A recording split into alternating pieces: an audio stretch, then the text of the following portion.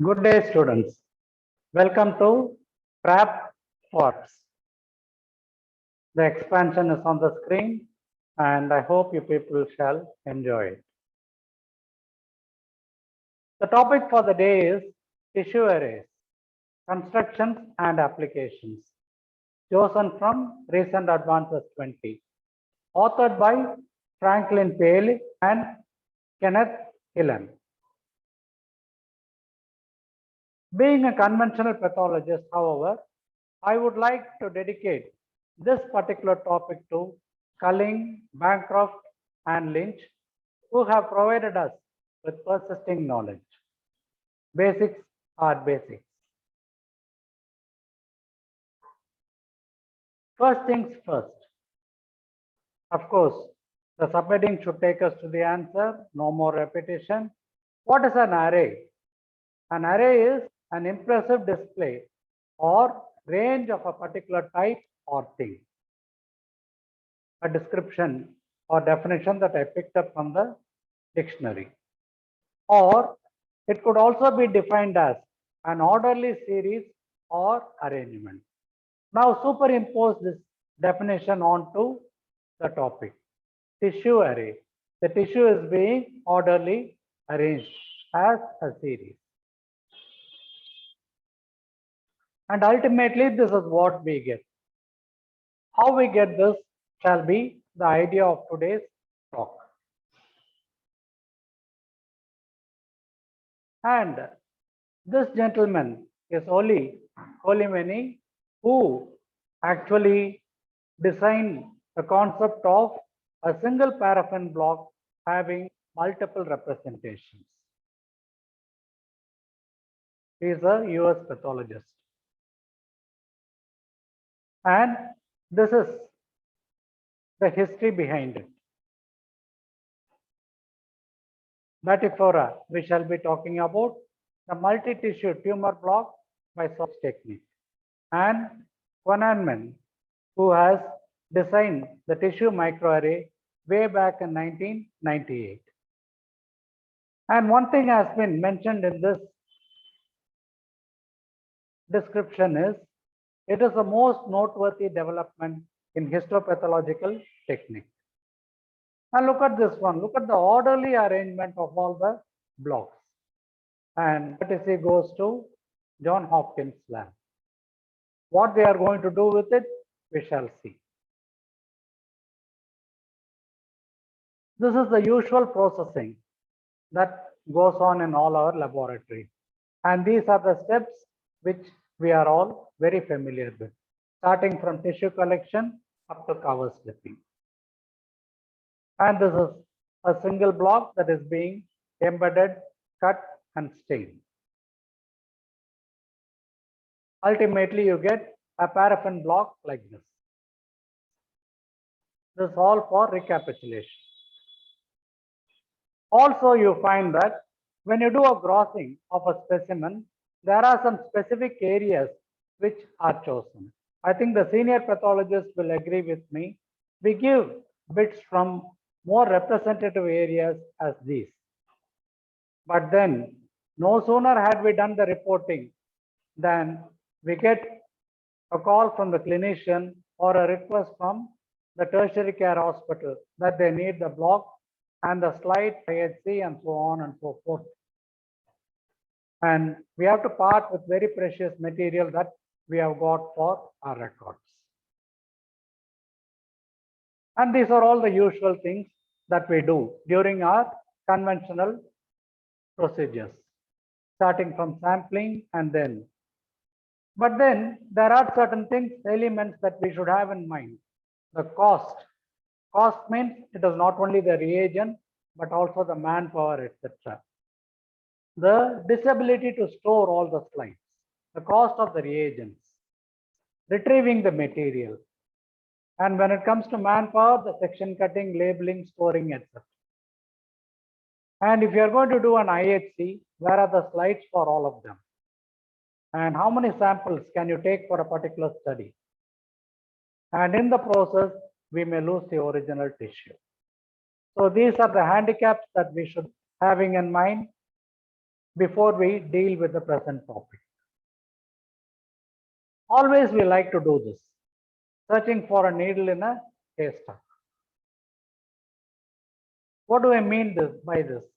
Is it an out of context statement? Even in our routine laboratory, we find it difficult to retrieve a block or a slide or the report and so on. But then, what are we going to do with this plethora of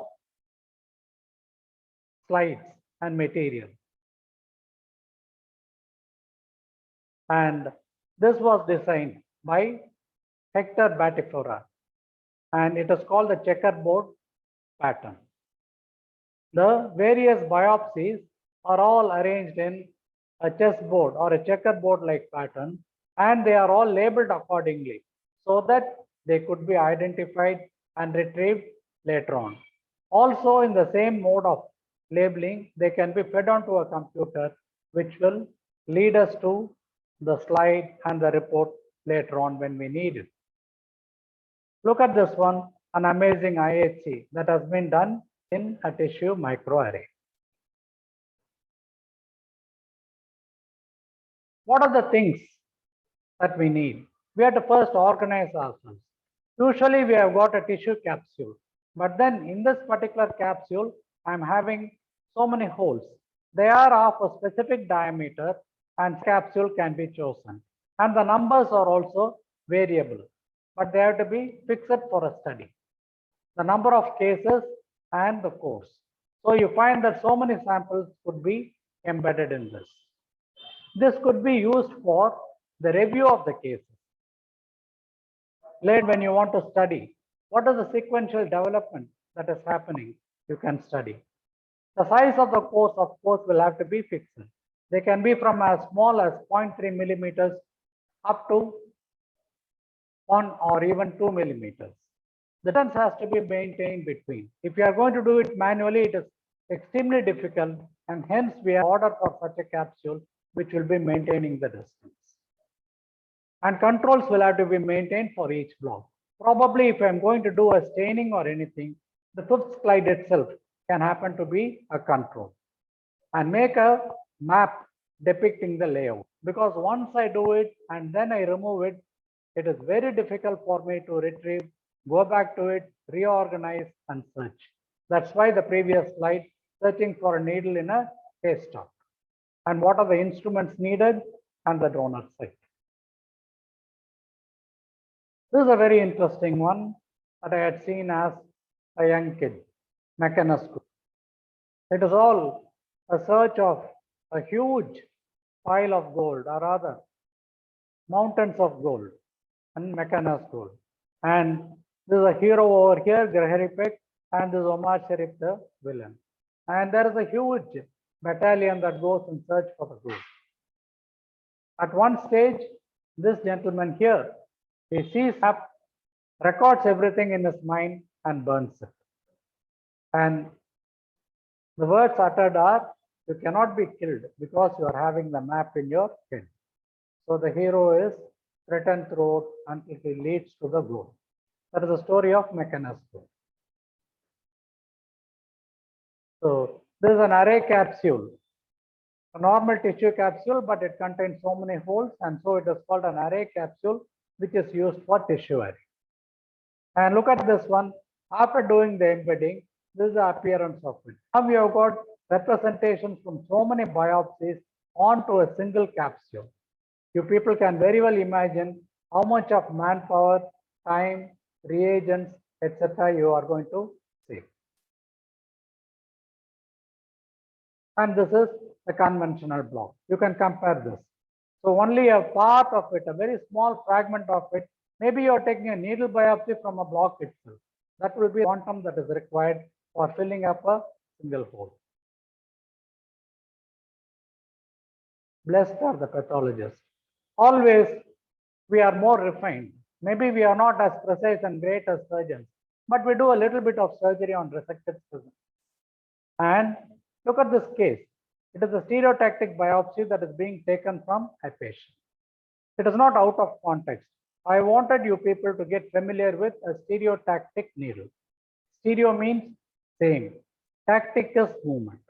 And this particular needle moves at the same speed and velocity, changes the angle at the same time, and finally it reaches the site. It doesn't vary at all.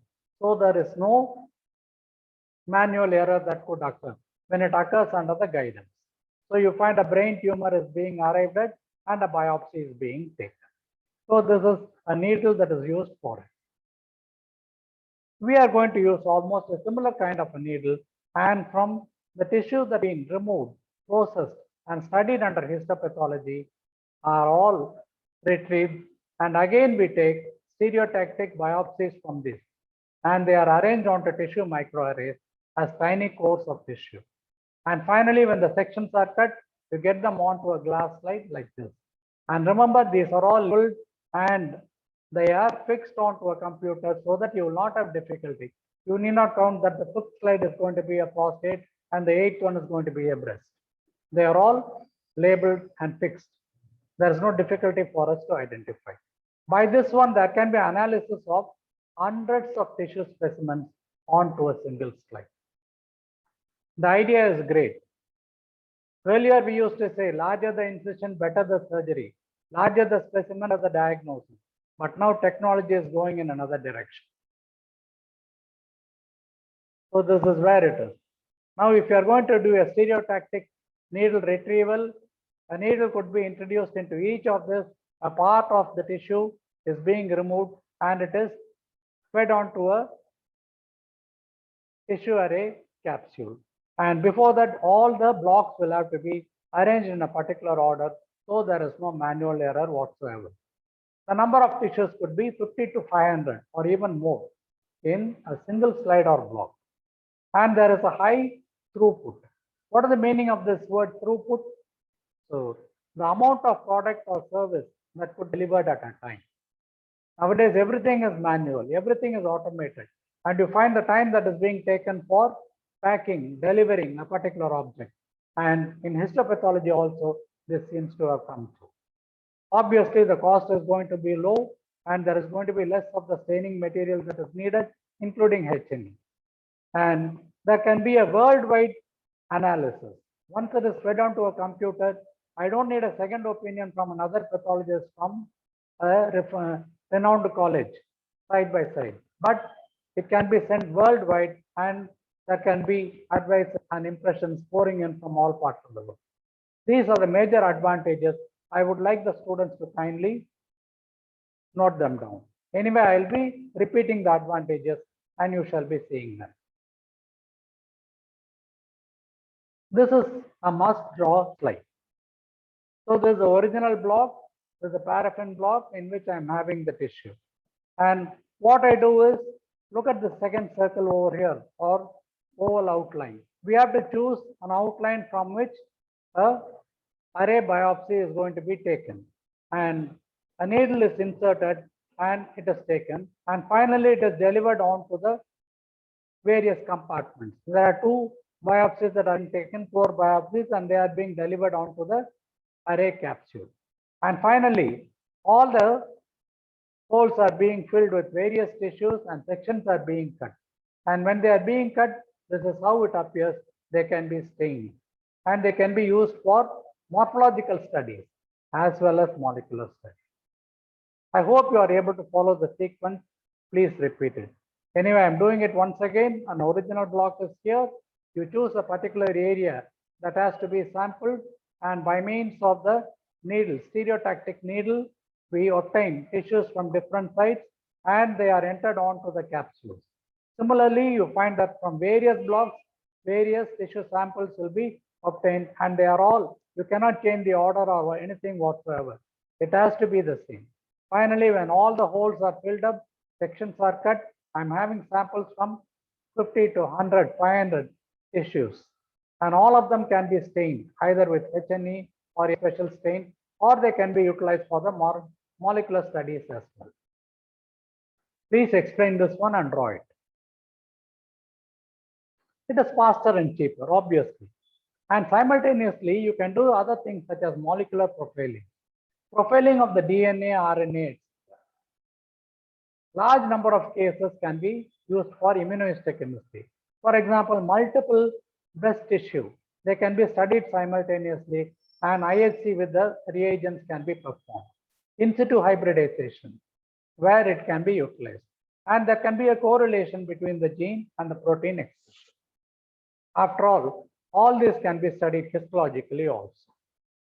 And this is called tissue microarray. All this is tissue microarray. DNA microarray is a little different. Please do not confuse both. DNA microarray is also a topic for us. We shall deal with it later. We are now dealing with tissue microarray. And this is what is called the DNA microarray. You find that there is the DNA over here, and then there is by means of a splash preparation, you find that the DNA is separated and they are all hybridized. And after being hybridized, you find that it can be by means of a probe, DNA probe, etc. And it is onto a particular tissue, and this can be labeled and studied. This is a way of a microarray, DNA microarray, that is different from the tissue microarray. Do not confuse both. And for anything, there will be a conflict. But this is what we are at the moment worried about. And this is called the stereotactic needle. Just as the needle that is used for biopsy or anything, or sometimes you have got the micropipette in biochemistry. Similarly, you have got these containers which have got sharp edges, and they will be able to cut through the tissue without causing crushing artifact. And after taking a particular sample, it is pulled onto a single compartment in the microarray capsule. And similarly, as I told you, that multiple samples can be collected from different types of tissues. This is another stereotactic needle from which you find it is expressed onto it. Finally, this is it, it is being embedded in paraffin wax. And after that, it is a routine process of section cutting and staining. If necessary, you can do immunohistochemistry also on this. 3 S's, kindly remember. Stereotactic needle, serial embedding. The word is very, very, very important, serial embedding, because once it is haphazard, then you are going to search for a needle in the haystack. And because of that, that can be serious error. So this is going to be very, very important. And until now, it is going to be manual. After that, the computer will take over. So note the difference between these two. This is a donor paraffin block. What is the donor paraffin block? The donor paraffin block is the original block from which I'm getting the tissues. Look at these punches over here. So I have taken the tissue, and these are put in the array capsule. And this particular capsule is called the recipient block because it receives, this one gives. So please understand the word donor and recipient. It is different from what you see in the blood bank. So this is a donor block and the recipient block which will receive the tissues.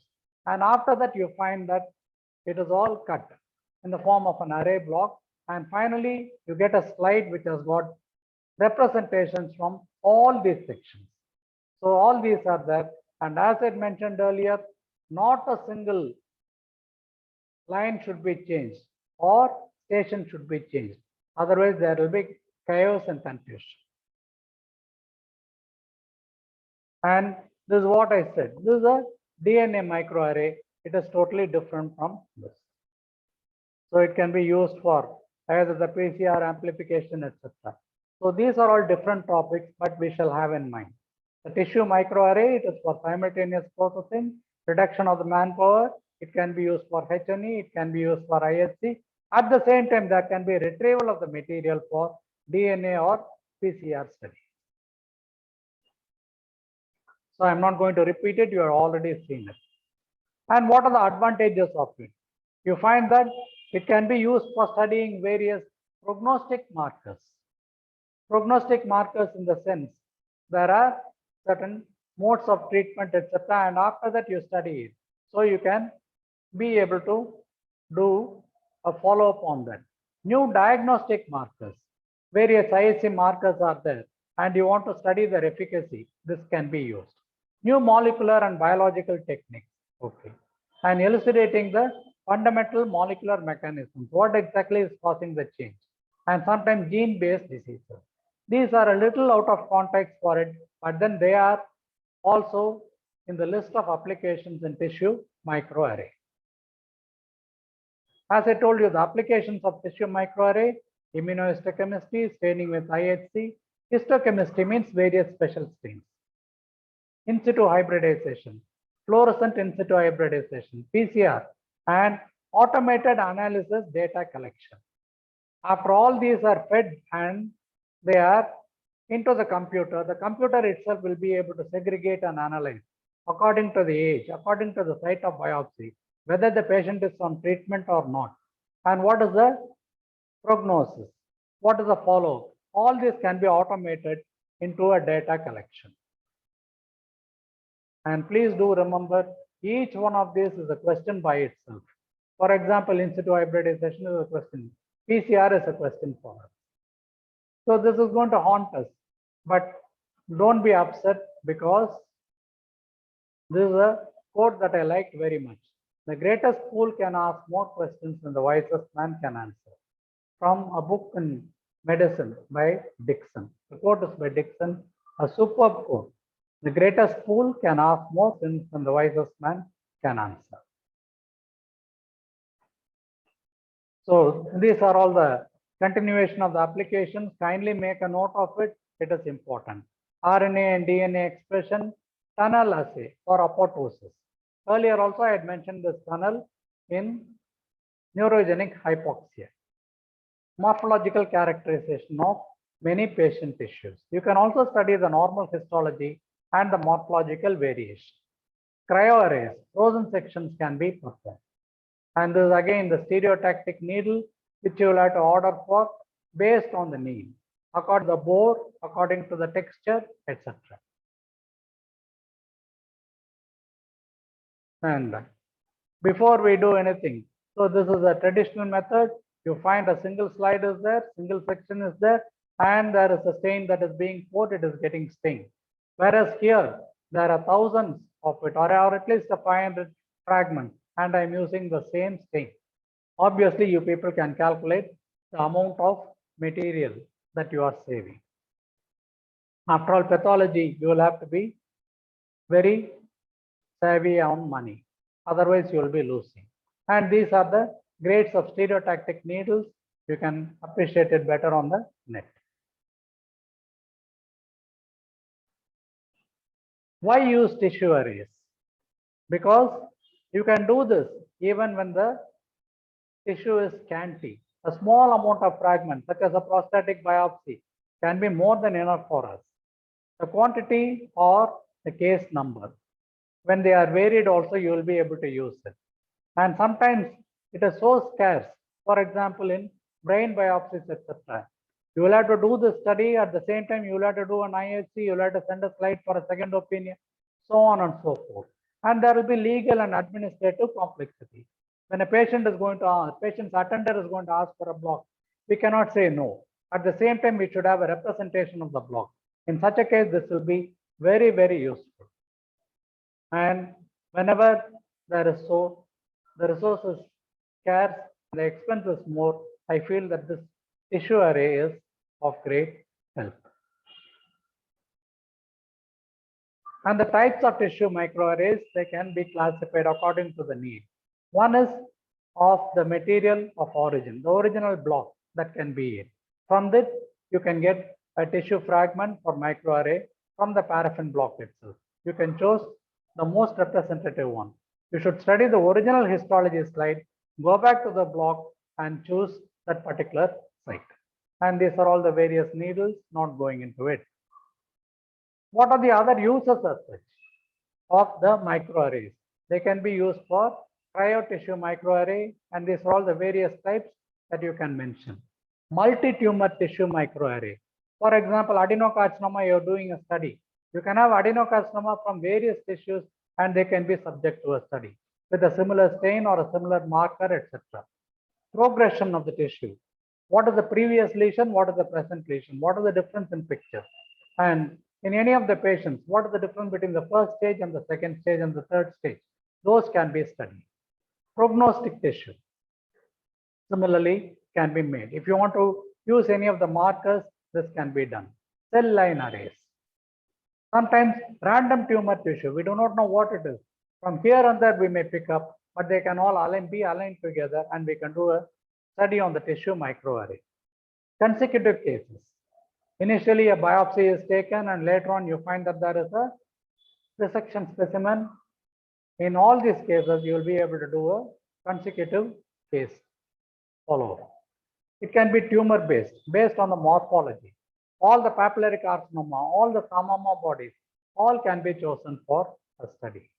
Sometimes it can be outcome-based, prognosis-based, and any other type. Please by heart this.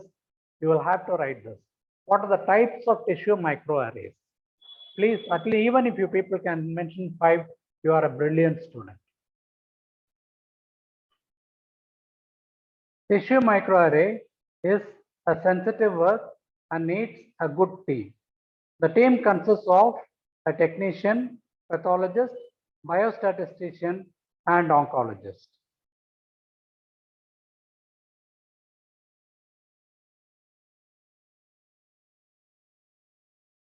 And the definition of a team is like this. Coming together is a beginning, keeping together is progress, and working together is success.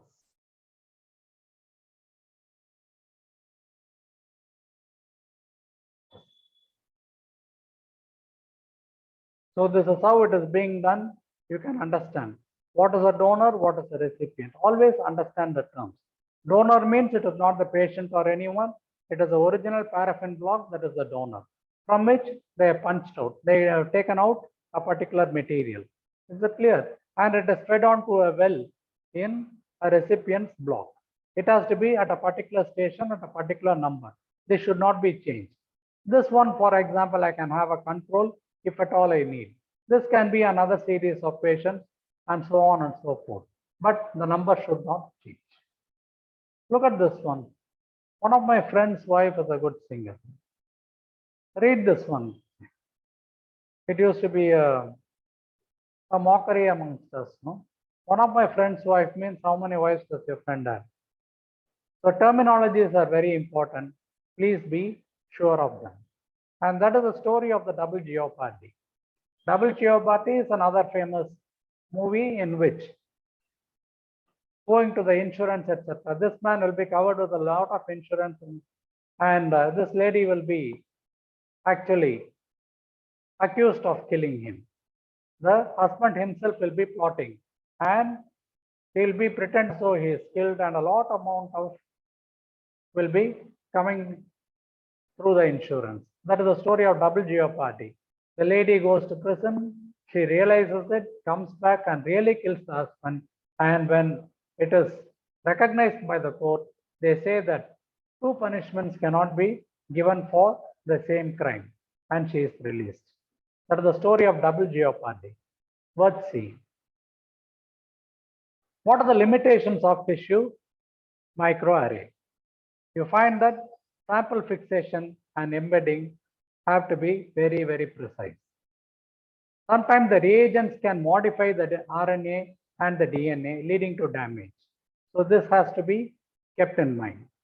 Small size of the tissue microarray will not provide an idea of the entire tumor. This is what I had been telling you earlier.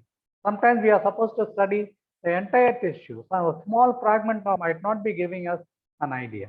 So this is used more for a research purpose or putting things together, etc., but not ultimately for making a diagnosis in a single case. More cores will not represent the whole tumor. One classical example that he has given is the Hodgkin's. Hodgkin's, all of us know, there is a total loss of architecture, and we have to study almost all the fields to identify the tissues and come to a diagnosis. We know the difficulty in diagnosing a Hodgkin lesion. So a core biopsy definitely will not be apt in this. And sometimes it is difficult to sample the entire heterogeneous tumor. Each area will be having one particular focus. And again, the same thing. One of my wife's brother is a dentist. Please do have this sentence in mind. It is grammatically wrong. And why not use tissue microarray? Because of the heterogeneity within the tumors. He says that some tumors like glioblastoma cannot be subject to tissue microarray. And in rare events such as the bone marrow or sometimes the emboli, you find that it cannot be used. You cannot be using this particular one to study the number of immune cells, NK cells, for example. You want to do a study. The tissue microarray cannot be used. And similarly, the behavior of a particular tumor, as a follow-up, it will be quite difficult to do it. So these are all some limitations where tissue microarray cannot be used. And precautions. Sometimes in tumors, you'll be finding a reaction of the adjacent stroma. And in such a case, large force will have to be used. And the dictum here is, whatever be the technique, ultimately you will have to fall back on the histology slide. So that is going to be the parent one, which is going to provide us with all the knowledge. And the advantages are high throughput. You find that expands the use of the tissue. You find that various techniques can be used. IHC, electron microscopy, immunofluorescence, in situ hybridization, and so on. And so many of the samples can be studied, put onto the slide. Obviously, they are economized. And uniform reactions. Whenever I do a IHC on different days, in different modes, the results are different. But such subjective errors are not there when it is being done on one go. And facilities, data, etc. can be linked onto the computer. The clinical data also can be linked together. As I told you, you can find out papillary tumors. How common is it in the female and the male, in the postmenopausal and in the reproductive age groups, so on and so forth. And between different types of things, some bodies of the meningioma and serous adenocarcinoma. What is the uniformity of the difference, etc. can be studied. The troubleshooters are, the core does not come out of the punch easily. This is technical. You find that sometimes you try to punch it out, it does not come out that easily. The instrument tip is bent. We have to be very careful with it because it will be appearing straight to the naked eye, but there can be a slight bend. Change the punch. You'll have to change the needle and then you'll have to do it. And insufficient spacing between the cores. If you are going to do it on our own, this will be there. But if you order for any of the arrays, they are all fixed. And as usual, there can be cracks in tissue sectioning. The loss of the tissue can be there. There can be what is called as effervescence. And you find that the tissue floating away from the slide. Holes and wrinkles. These are all common things which we see in other sections as well. So please do remember these ones.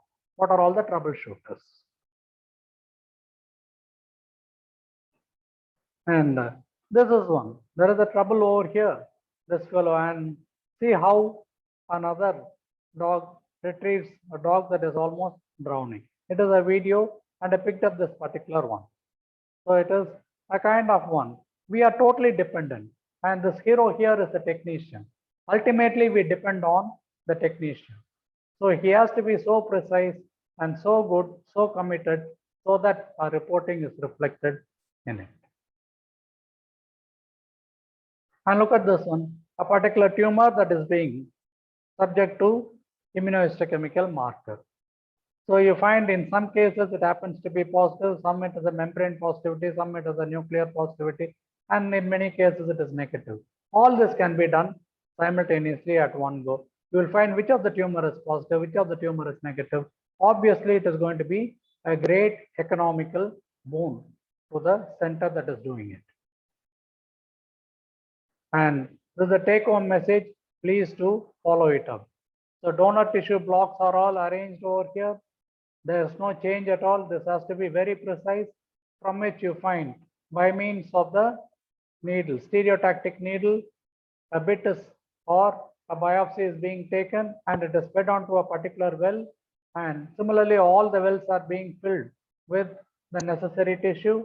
The sections are being cut. And even when it is being cut, you find that each of them, just like you label one particular slide, you will have to give a label to it. And there is a fine core that is happening over here. They are being cut. And they will be also stained and viewed under the computer. So this is extremely important. I hope you people will be able to follow it.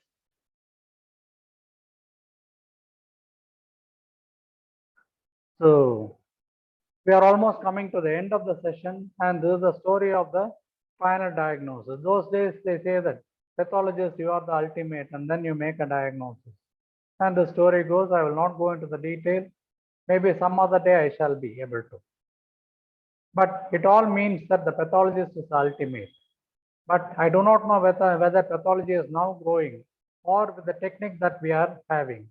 With technology looming large, is pathologist an author of the final diagnosis, or is he succumbing to a disease atrophy as you are seeing over here? With more of these technologies, I feel that are we being pushed to the backyard? I hope you people take the message. And these are all the things. We have spoken about the history of the tissue microarray, what are the materials and methods needed for it, what are the applications, what are the advantages, disadvantages of the shortcomings, what terminologies are we to follow. For example, what is a donor, what is a recipient? What is the difference between the macroscopic tissue array and DNA microarray?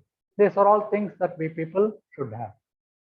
And before I conclude, I asked a senior radiologist a similar question. Nowadays, you have got the computer that is imaging everything. Is the computer going to replace you? And then she said, it is not so, because you are looking at the patient as a whole.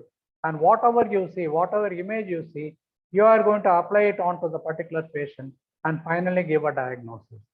Similarly, let us hope that final diagnosis will remain with the pathologist for the years to come. Susan, back.